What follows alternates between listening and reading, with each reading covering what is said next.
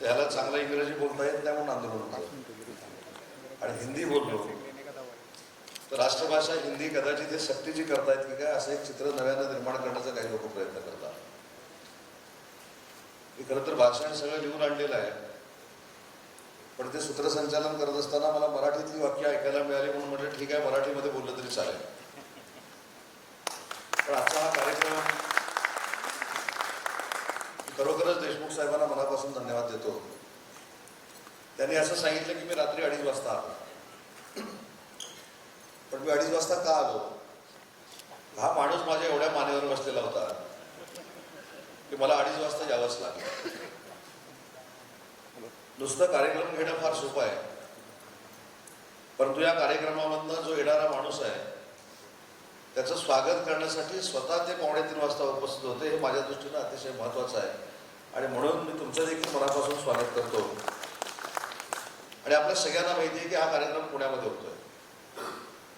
तसं बघायला गेलं तर पुणे हे शिक्षणाचं माहेरघर आहे. पुणे आता उद्योजकांचं माहेरघर झालंय. म्हणजे आता पुणे मला असं वाटतं की इंडस्ट्रियल हब देखील बनलेला आहे. आणि GCCचं जर आपल्याला प्रमोशन करायचं असेल, ग्लोबल कॅपॅबिलिटी सेंटरचं जर आपल्याला प्रमोशन करायचं असेल तर पुण्याशिवाय छान जागा नाही हे निलेशजींनी अवगत केलं आणि आजचा कार्यक्रम आपण इथे घेतला. त्याबद्दल महाराष्ट्र शासनाच्या वतीने मनापासून आपल्याला धन्यवाद देतो. खरं तर हा कार्यक्रम तुमच्यासाठी जसा महत्त्वाचा आहे तसं महाराष्ट्रातल्या युवा वर्गासाठी देखील महत्त्वाचा आहे. या सेंटरमधनं जे एम्प्लॉयमेंट जनरेशन जे आहे ते फार मोठ्या पद्धतीनं जरी असलं नसलं याच्यावर चर्चा करण्यापेक्षा आपण ज्यावेळी आर्टिफिशियल इंटेलिजन्सचा विचार करतो आणि कुठेतरी असं काही लोक पसरवतात की आता AI मुळे नोकऱ्या कमी होणार आहेत, AI मुळे मुलांच्या कर्तृत्वावर घाला घातला जाणार आहे, शिक्षणावर घाला घातला जाणार आहे आणि मुलांना कधीच आता नोकरी मिळणार नाही, अशा पद्धतीचं विदारक चित्र ज्यावेळी उभं केलं जातं त्यावेळी ग्लोबल कॅपॅसिटी सेंटर ही आपल्या दृष्टीनं अतिशय महत्त्वाची आहे. आणि मला आवर्जून आपल्याला सांगितलं पाहिजे की ज्यावेळी आपण या क्षेत्राकडे वळतो तेव्हा याची आम्ही पॉलिसी तयार केली. सुरुवातीला निलेशजी मला देखील GCC म्हणजे काय मला देखील माहीत नव्हतं, खरंच माहीत नव्हतं. सगळे म्हणायचे की GCCची पॉलिसी करायची आहे, GCCची पॉलिसी करायची आहे. आता आमचे सगळे म्हणायचे म्हणून मी पण म्हणायचो उद्योगमंत्री म्हणून की मला GCCची पॉलिसी करायची आहे. पण एकदा मी स्वतःलाच प्रश्न विचारला की मी GCCची पॉलिसी करतोय म्हणजे नक्की काय करतोय, याच्यातनं मी काय महाराष्ट्राला देणार आहे, काय देशाला देणार आहे. आम्ही मुंबईमध्ये बसतो, आम्ही मुंबईमध्ये बसून सांगतो की या देशाची आर्थिक राजधानी मुंबई ही आहे, परंतु हे करत असताना आम्हाला मुंबईमध्ये करायचंय, पुण्यामध्ये करायचंय, नागपूरमध्ये करायचं, अमरावतीमध्ये करायचं, कुठं करायचंय हे देखील मला माहीत नव्हतं. आणि म्हणून माझ्या प्रधान सचिवांना मी बोलवलं आणि आताचे जे CEO आहे दीपेंद्र कुशवाहा ते त्यावेळी पॉलिसी मेकर होते, ते आमचे विकास आयुक्त होते, म्हणजे कमिशनर होते, त्यांनाही बोलून घेतलं आणि समोरच्याकडनं अधिकाऱ्याकडनं किंवा सर्वसामान्य माणसाकडनं ज्ञान मिळवायला काही हरकत नाही. पण मी त्यांना विचारलं की भाई ये GCC है क्या? सब बोल रहे कि GCC ऐसा है, GCC वैसा है, GCC होने से ये होगा, GCC होने से वो होगा, लेकिन क्या होगा, इतना फाइनेंशियल ग्रोथ महाराष्ट्र का होगा क्या? ते माझ्याकडे बघत राहिले. ते म्हणजे उद्योग मंत्री आहे की विद्यार्थी आहे? मी म्हटलं मी विद्यार्थी म्हणून मला सांग कि GCC है क्या? बाद में मुझको पता चला कि अगर GCC पॉलिसी हम महाराष्ट्र में लाते हैं और सबसे बढ़िया लाते हैं देश में, तो GCC का पॉलिसी इंप्लीमेंट करने के बाद एक बहुत बड़ा GCC सेंटर हब ये महाराष्ट्र में खड़ा हो सकता है. ये मेरे ध्यान में आया और अगले कैबिनेट में हम ये लेके गए और GCC पॉलिसी फाइनल हो गई. और ये पहला प्रोग्राम है नीलेश, ये पहला प्रोग्राम है, इसलिए मैं आपको धन्यवाद देता हूँ. ये पहला प्रोग्राम है कि जिसमें आपने लीड किया.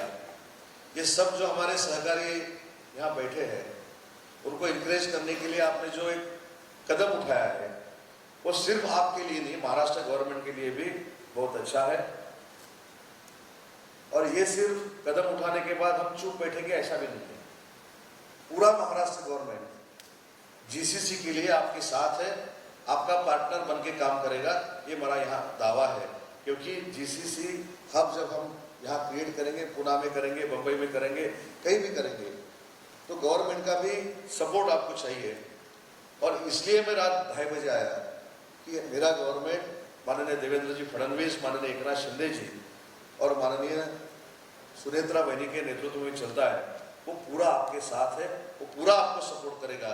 जहां जहां आपको जगह चाहिए, जहां जहां आपको जगह चाहिए, वहां कोई भी दिक्कत आपको नहीं आएगी। ये कॉन्फिडेंस देने के लिए आज इंडस्ट्री मिनिस्टर आपके सामने खड़ा है। और दुसरी एक महत्वाची गोष्ट आहे,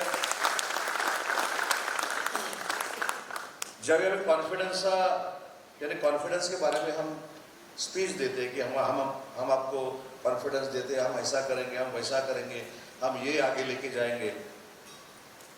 तो ये कॉन्फिडेंस सिर्फ देने की बात नहीं है, मैं यहाँ वचन देने के लिए आया हूँ, क्योंकि देश का पहला जीसीसी सेंटर हब हमको महाराष्ट्र में बनाना ही बनाना है।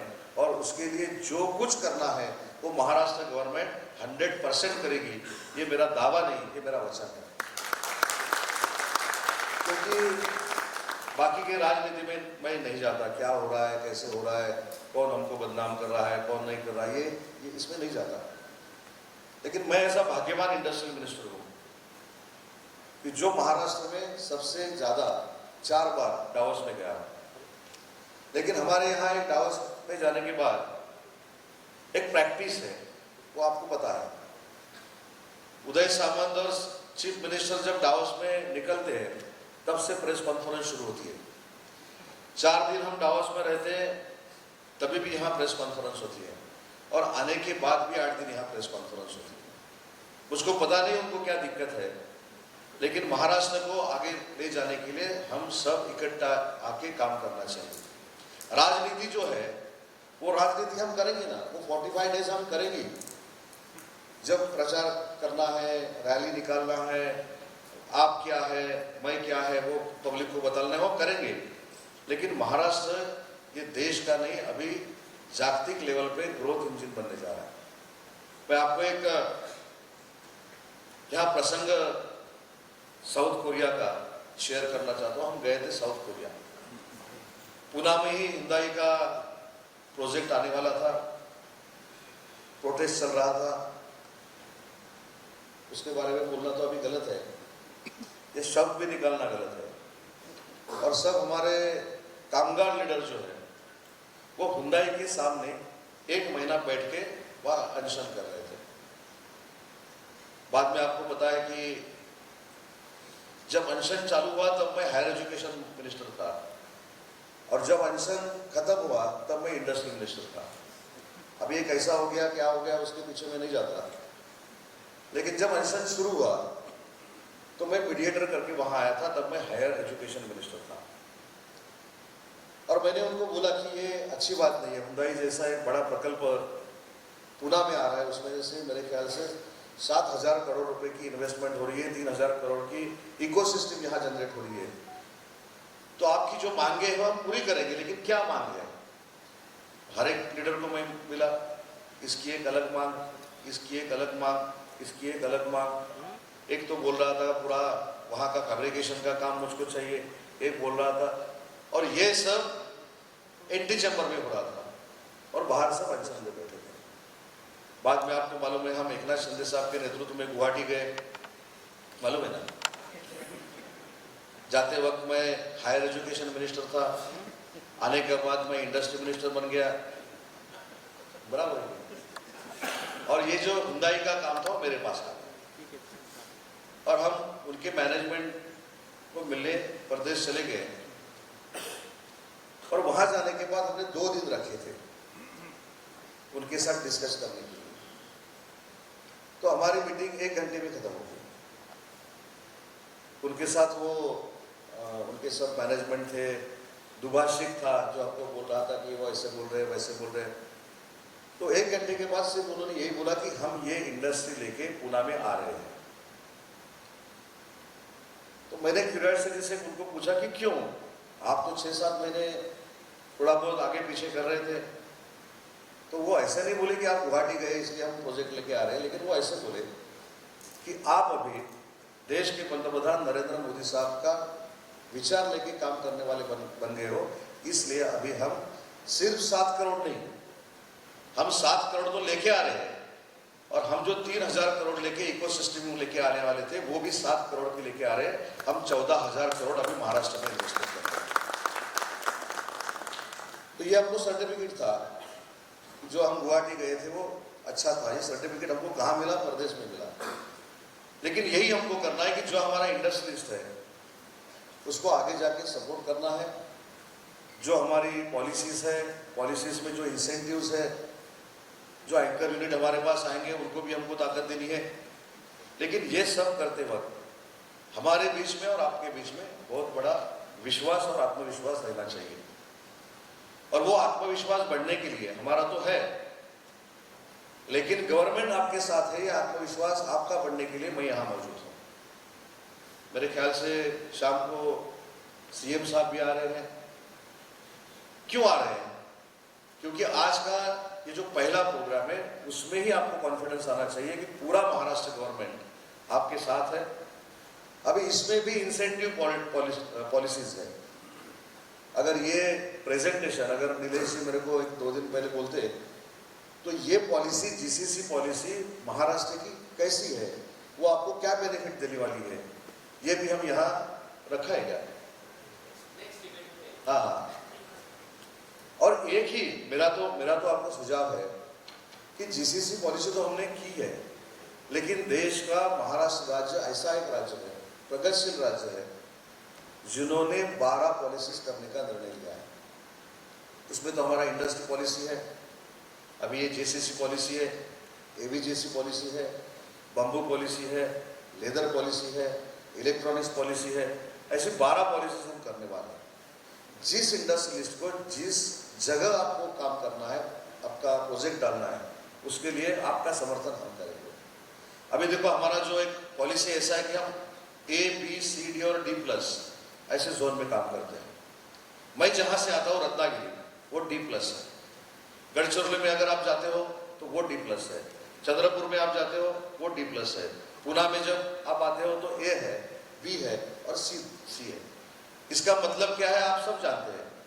तो जीसीसी में भी ऐसा बदलाव लाने का हम सोच रहे हैं कि जो D+ में जीसीसी सेंटर डालेगा उसको अलग से इंसेंटिव, जो B में जाएगा उसको अलग, जो C में जाएगा उसको अलग, जो A में जाएगा उसको अलग। और जीसीसी इंडस्ट्री का बैकबोन रहेगा मेरे ख्याल से, बराबर है ना? इतना मैं अभी उसमें उतरा नहीं हूँ, लेकिन जो मैं सुनता हूँ डिस्कशन में, कोई बोलता है इम्पोर्टेंट है, कोई बोलता है बैकबोन है, तो वो वर्ड मैंने कैच करके रखा है कि जीसीसी इंडस्ट्री का बैकबोन है। म्हणजे उद्योगाचा कणा हे आपले जीसीसी सेंटर बनणार आहे। आणि यासाठीच मला आपल्याला विनंती करायची आहे की शासन कुठच्या पक्षाचं आहे, कोण चालवतं याच्यापेक्षा, आमचा झेंडा कुठचा यांच्यापेक्षा आज उद्योजकांना ताकद देणं, उद्योजकांना जे पाहिजे ते देणं आणि उद्योजकांना महाराष्ट्रामध्ये अट्रॅक्ट करणं, हा एकमेव झेंडा घेऊन आणि अजेंडा घेऊन आम्ही महाराष्ट्रामध्ये काम करतोय। त्याच्यामुळं आपल्याला जे जे काही सहकार्य लागेल हे माझ्याकडे नक्की दिलं जाणार आहे। आणि अजून एक मला आपसे एक विनती है कि मैं अभी कोकण से आया हूँ, जो कोस्टल बेल्ट है वहां से मैं चुन के आता हूँ। तो हर बार मैं इंडस्ट्रीज को बोलता हूँ, अरे यार मैं दावोस गया था, इधर गया था, लंदन गया था और कहाँ गया था, और जो प्रोजेक्ट आता है वो पूना में आता है, चाकन में आता है, रांजनगांव में आता है, नागपुर में आता है, MMR रीजन में आता है। रत्नागिरी में कुछ आएगा कि नहीं आएगा? अगर आप आओगे तो अच्छा फिश मिलेगा, हमारा मालवनी जो खाना है वो मिलेगा, अच्छी तरह से मराठीत त्याला पाहुणचार म्हणतात वो मिलेगा। लेकिन आप हमारे पास भी इंडस्ट्री लेके आओ। ऐसे कई बार मैंने इंडस्ट्रियलिस्ट को बोला, उसमें मैं कामयाब भी हो गया। अभी मेरे यहाँ 30,000 करोड़ का VIT सेमीकंडक्टर का प्रोजेक्ट होने जा रहा है। अभी डिफेंस हमारे रत्नागिरी में होने जा रहा है। अभी गोवा शिपयार्ड करके बहुत बड़ी कंपनी है, वो भी हमारे यहाँ इन्वेस्टमेंट कर रही है। तो मेरी तरफ से आपको भी एक विनती है, अभी वो रत्नागिरी में होगा कि नहीं होगा ये मुझको पता नहीं, लेकिन जो इंडस्ट्रीज मिनिस्टर है वो दिमाग में ऐसे रखता है कि हर एक चीज हमारे यहाँ होनी चाहिए। तो अगर जीसीसी का कुछ हम रत्नागिरी में कर सकते हैं नीलेश जी, तो वो भी एक कॉन्फ्रेंस रत्नागिरी में इन सब लोगों को लेके जाके हम करेंगे। बाकी कुछ देखे ना देखे, हमारा नेचर देखकर, हमारा फीस देखकर, प्रॉफिट लॉस कुछ भी हो, हम वहां आएंगे, ये तो हम कर सकते हैं। तो इसलिए हम आज पुणे में बैठे, क्योंकि पुणे एजुकेशनल हब है, इंडस्ट्रियल हब है। अभी पुणे का कल्चर जो है वो, अभी हम बोलते हैं कि हमारी मराठी संस्कृति का जो पाया है वो हमारा पुणे है, लेकिन अभी पुणे में इतने कॉलेजेस हो गई है, मेरे ख्याल से पूरे महाराष्ट्र में 31 यूनिवर्सिटीज है, 31 यूनिवर्सिटीज, और उसमें से सबसे ज़्यादा यूनिवर्सिटीज पुणे में है। तो एजुकेशन भी अपने साथ है, टेक्नोलॉजी अपने साथ है, ईज ऑफ डूइंग तो हम दे ही रहे हैं। मैत्री जैसा ऐप हमने अभी इंडस्ट्री डिपार्टमेंट में जो लाया है, उसमें हमको 99% सक्सेस है। जो अर्जी आती है, 100 अगर अर्जी आई तो उसमें से 99% अर्जी हम उसको न्याय देते हैं, उनको पूरा कर देते हैं। अगर नहीं किसने किया तो 30 डेज के बाद उसके ऊपर कार्रवाई करने का प्रोविजन देखिए हमने मैत्री रूल्स एंड रेगुलेशंस में रखा है। इसलिए हर एक को पता होना चाहिए कि हमने जो पारदर्शिता उद्योग विभाग में चाहिए थी वो लाने का प्रयास हम कर रहे हैं। और एक बात है, आपको कितने लोगों को इंसेंटिव मिलता है मुझको पता नहीं, क्या आप इंसेंटिव लेते हैं ये भी मुझको पता नहीं। जब मैं इंडस्ट्री मिनिस्टर बन गया तब 2.5 साल का बैकलॉग था, क्योंकि आपको भी अभी जेसीसी में आके इंसेंटिव का प्रोविजन हमको करना है, आपको इंसेंटिव देना है। इसलिए मैं ये बोल रहा हूँ 2.5 साल का बैकलॉग था। और सब इंडस्ट्रियलिस्ट मेरे ऑफिस में आए, मेरे से डिस्कस किया कि सर ऐसा ऐसा है, और 2-4 लोग उठे और मेरे को बोले सर अभी एंटी चैम्बर में चलो। तो मैंने क्यों एंटी चैम्बर में जाने की क्यों जरूरत है? नहीं बहुत पैसा है। मतलब कितना है? मेरे को लगा 500 करोड़ रहेगा, 1000 करोड़ रहेगा। बैकलॉग था 7000 करोड़ का। अभी 7000 करोड़ यानी 7 के आगे कितना जीरो ये भी मेरे को पता नहीं चला। मैं एंटी चैम्बर में निकल गया। एंटी चैम्बर में जाने के बाद उन्होंने बोला कि सर देखो ये बैकलॉग तो कम करना चाहिए, लेकिन इसमें जो मैनुअल इंटरफेरेंस है वो बंद करना चाहिए। तो मैंने बोला क्यों? वो बोले कि जब ये अधिकारी के पास जाते हैं तो उदय सामंत को देना है, नीलेश देशमुख को देना है, किसको देना है, किसको देना है, ये फाइनल करते हैं। और बाद में वापस एंटी चैम्बर का प्रोग्राम होता है, और बाद में जिनको देना है वो एक लिस्ट बन जाती है, और जो अधिकारी लोग कहते हैं उनको ही इंसेंटिव मिलता है, ऐसा उन्होंने कहा। तो मैंने उनको पूछा बदलाव लाना चाहिए नहीं लाना चाहिए? तो बोले लाना चाहिए, लेकिन लाते वक्त जो कुछ आपका प्रोटोकॉल है, ये हमारे यहाँ एक अच्छा अभी वर्ड है, आपका जो प्रोटोकॉल है। मैंने बोला मेरे को जड़ सिक्योरिटी है, ये मेरा प्रोटोकॉल है। नहीं, उसके आगे जाके जो प्रोटोकॉल है, तो मैं मिनिस्टर हूँ, ये मेरा प्रोटोकॉल है। ये बोले प्रोटोकॉल एक वर्ड है, बाद में वो लाइन पे आए, जो कुछ आपको चाहिए वो हम देने के लिए तैयार हैं। तो मैंने बोला कि अगले हफ्ते आप आ जाओ, मैं बोल देता हूँ कि मेरे को क्या चाहिए। मैंने सब अधिकारी लोगों को बुलाया, हमने एक सिस्टम बनाई कि जिस दिन हमारे पास पैसा आएगा, जितने लोग रहेंगे उसमें एमएसएमई रहे, अल्ट्रा मेगा प्रोजेक्ट रहे, मेगा प्रोजेक्ट रहे, सब जो अमाउंट रहेगी उसको डिवाइड किया जाएगा। जो इंडस्ट्रियलिस्ट है वो अगर अंबानी साहब रहे तो भी उनको यही रूल, अदानी साहब रहे तो भी उनको यही रूल। और ऐसा करने के बाद सिर्फ देने का नहीं, वो आरटीजीएस पे जाने का, और 48 आवर्स में अगर उनके अकाउंट में ये पैसा नहीं चला गया तो जो हमारा कैफो है उसके ऊपर कार्रवाई की जाएगी। ये मैंने नियम बनाया, और आज अभिमान से कहता हूँ जो 2.5 साल का बैकलॉग था वो 3 महीने पे आ गया, और 14,000 करोड़ रुपया हमने इंसेंटिव का बांटा है, लेकिन 14 रुपए की चाय भी मैंने नहीं पी है। ये ट्रांसपेरेंसी हमारे इंडस्ट्री डिपार्टमेंट में हमने लाई है, और यही हमको ये अपना जेसीसी में करना है। यही कॉन्फिडेंस देने के लिए आज मैं इंडस्ट्री मिनिस्टर करके यहाँ आया था। इस प्रोग्राम में आप सब शामिल हुए, इसके लिए मैं आपका पूरी तरह से शुक्रिया अदा करता हूँ। आणि अजून एक महत्त्वाची गोष्ट सांगतो, की महाराष्ट्र राज्य हे पारंपरिकतेनं आणि संस्कृतीनं नटलेलं राज्य आहे आणि या राज्यामध्ये जो कोण उद्योजक येईल त्याला मान सन्मान देण्याची जबाबदारी ही आमच्या सरकारची आहे आणि तो मान सन्मान अगदी नक्की तुम्हाला दिला जाईल हा विश्वास देखील राज्याचा उद्योगमंत्री म्हणून या ठिकाणी व्यक्त करतो. आज तुमच्या चेहऱ्यावरचं हास्य बघितल्यानंतर तुम्ही सगळेच्या सगळे महाराष्ट्रामध्येच इन्व्हेस्टमेंट कराल ही देखील खात्री माझ्यासारख्या कार्यकर्त्याला झालेली आहे. त्याच्यामुळे तुमच्या चेहऱ्यावरचं हास्य असंच अबाधित ठेवण्याची जबाबदारी राज्याचा उद्योगमंत्री म्हणून या कार्यक्रमाच्या निमित्तानं मी स्वीकारलेली आहे. एवढीच आपल्याला शुभेच्छा देतो. या कार्यक्रमाचं उद्घाटन झालं असं जाहीर करतो आणि आपल्या सगळ्यांना धन्यवाद देऊन मी माझं मनोगत संपवतो. जय हिंद, जय महाराष्ट्र.